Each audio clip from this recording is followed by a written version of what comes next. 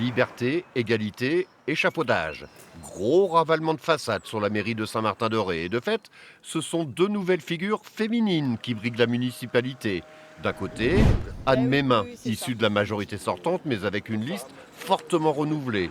De l'autre, Véronique Richer-le-Rouge, conseillère départementale, qui, on s'en souvient, avait mis un sérieux coup d'arrêt en 2021 aux ambitions politiques de Lionel Quillet, actuel président de la communauté de communes. Du renouveau donc, et qui s'en plaindra.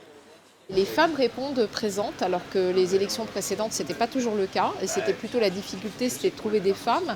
Et bien là, c'est exactement l'inverse. On part vraiment avec des connaissances et du renouveau pour redynamiser l'ensemble. Et là, le mélange, en tout cas sur la campagne, il se fait très bien. Deux candidates et deux programmes bien différents, même si évidemment dans la capitale de l'île de Ré, le patrimoine classé à l'UNESCO reste un poste budgétaire essentiel pour les deux potentiels futurs maires. Il y a déjà eu un audit qui a été fait sur l'ensemble des remparts. Donc là, on va pouvoir avancer sur un plan de gestion pour voir comment on finance ceci. Il faut aller chercher des subventions, etc. Mais en tout cas, le patrimoine est vraiment un gros point sur Saint-Martin. Mais les deux femmes insistent également sur d'autres questions comme le logement, le social et le quotidien des Martinais, 1555 électeurs qui devront trancher le 15 mars prochain.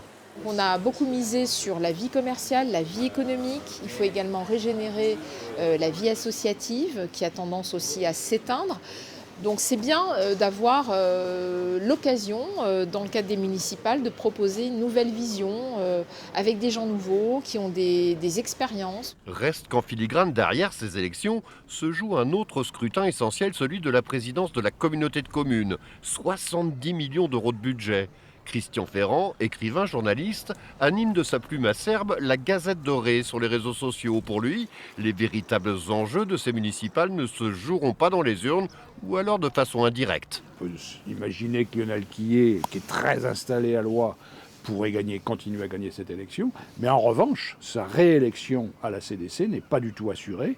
Et c'est véritablement l'intérêt de cette élection à l'île de Ré, de savoir si Lionel Quillet va continuer à être le roi de l'île de Ré, ou s'il va y avoir quelque chose de différent.